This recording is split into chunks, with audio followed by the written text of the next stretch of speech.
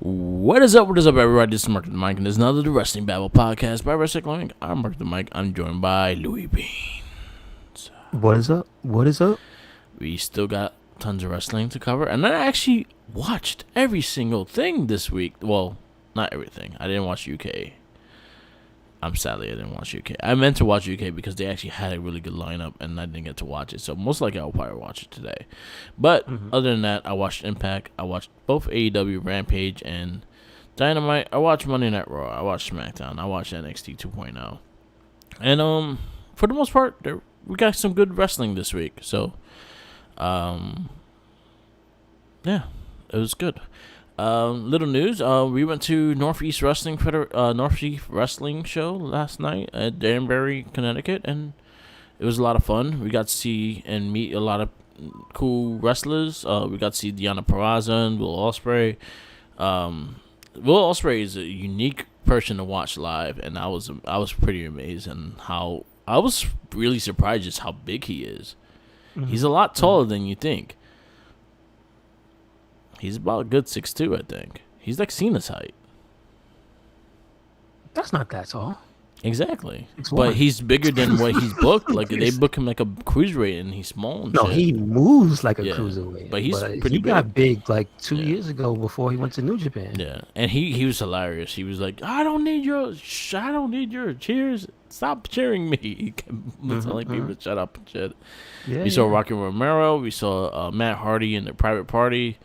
We got to see who was the other Eric Redbeard, Eric Rowan. We got to see him wrestle and things like that too. So it was a really cool show, really fun show. I'm actually really enjoying these Northeast Wrestling shows, so we might go see more eventually. I'll wait to see how the lineups look because they do get a lot of AEW and a lot of indie wrestlers. Like, I could see Buddy Murphy going through there. I'm hoping Matt Cardona and Brian Myers take a trip there because it'll be fun to see them there. Okay, that's cool. Oh, and Matt Cardona won two new titles. Oh, really? All right. You know what? I'm gonna give 100% credit to Matt Cardona in making these federations like eye appealing because not only has he been one of the best heels on like Twitter, he's just been fucking killing it. Just like making these companies like shown, like GCW. I guess they had the Dark Side of the Ring death match shit, but beyond that, like no one really talked about it until Cardona showed up. I think it was. I will give it some credit. I think it was like right around the exact same time Moxley was there too, and then he came back and beat him for the belt. Yeah. So yeah, I guess because of well, I'll give credit to Gage. Yeah. Is that him and Jericho was like the people who's like, oh, that guy, I remember that guy. And yeah, he's got fans. And then Matt Cardona goes over there and works with him and is like, okay. Yeah. So yeah, this place it's got some people with some good reputation. Let's do it. So good. Yeah. So he's been killing it over there, and I'm extremely happy. It was really cool to see. We're looking at so we probably go to the next. I actually seen like GCW doing New York shows, so I was like, do I really want to go to one?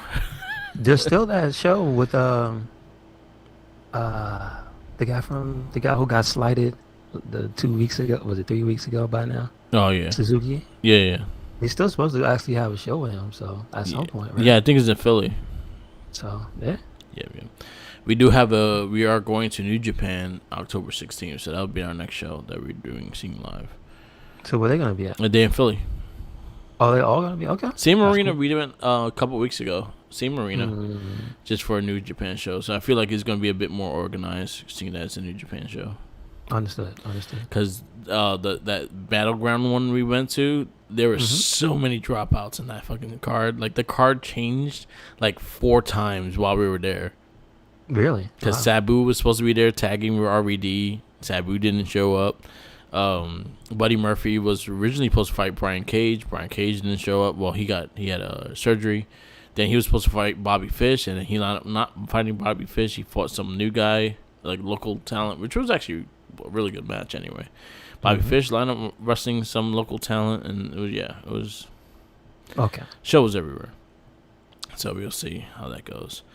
So yeah, it was a really fun thing. There's a little news with Bray Wyatt. Like Impact Wrestling is actually really trying to get him under Impact Wrestling. I actually would like that instead of AEW because I feel like AEW right now is a little crowded. I just want to see them on my TV screen. Doesn't matter where. Exactly. Other than that, we can go into the week in wrestling unless you have any news. Mm-mm. All right. So we're in the hints of the draft that started on Friday. So we'll go into the draft and we'll tell you the people, what people got drafted and where they're going to be. So the rules of the draft, I'll say this now. So pretty much Friday started. It goes into Monday. After the Monday, I think there'll be one more like trade transactions. You probably see the transactions throughout the week, 3 weeks, because once Crown Jewel hits, after Crown Jewel, that Friday night SmackDown, the new roster starts, and the new SmackDown people will be on that roster. Mm-hmm. So you might see a lot of brand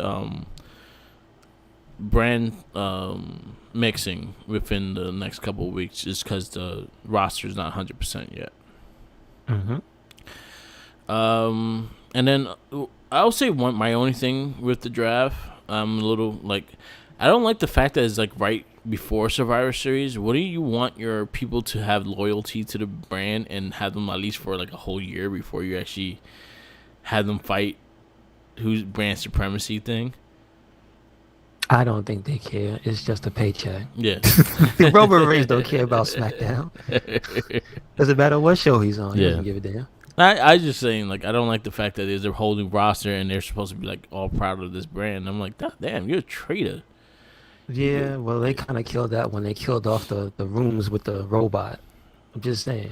I was just saying too. I had issues with like there was no like draft teams or anything like that. It was just them saying, "Oh, Money Fox want this guy" and things like that. It's just generic now. We need to see the war rooms. Yep. We need the war rooms. All right. Bring it back. We go into Monday Night Raw. Monday Night Raw started extremely hot with Big E versus Bobby Lashley. They opening up. They wrestled for a good 12, 15 minutes before the Hurt Business came back. Now, is it really the Hurt Business? Because they was wearing the shirts, but MVP is still out. I don't know. What's going on with it? It's not like all in whole, but it is partial Hurt Business. It's the ouchie business. Until they all combine and then it's Hurt. I like the extra added information I got later this week that Kofi had fulfilled the bounty. Yes. That shit had me fucking rolling. Shout outs to Kofi Kingston putting up that video. And he's waiting to get paid still. Get his $20. Mia Yim is dodging him. She said she gonna pay him. She said she got him this week. Yeah. We'll see. That shit had me rolling. It's good, man. It's good. That had me rolling. So yeah, they scored off for a good 15 minutes. It was actually really good. And then you had the Hurt Business come in, and then the New Day come in, and it was just a big fight all around. And it was a lot of fun seeing New Day in forefront with Big E with the championship. It's really dope. Good start to Monday Night Raw. Then we go into Angel Garza versus Eric from the Viking Raiders. Yes, sir. I like the tag team of Angel Garza and Humberto Carrillo. So I'm liking that they're getting a little push here and there. Viking Raiders haven't really been doing much, so I'm fine with him taking the loss. I mean, wasn't it a singles match? Yeah, it was. Yeah, I mean, they didn't lose as a team, so. Yeah. Then we got the 24/7 championship. Reggie versus Ricochet ended in a no contest. I actually really enjoyed this. I thought it was a really fun thing. You know what? This is probably one of the best things that Reggie's done. As a stepping up and whatnot. Yeah, let him fight somebody like Ricochet. That's cool. Have a flip off. That was awesome. And then Akira Tozawa decided to die. It was like something that came. Oh shit! And since it was such a grand like reinvention, it was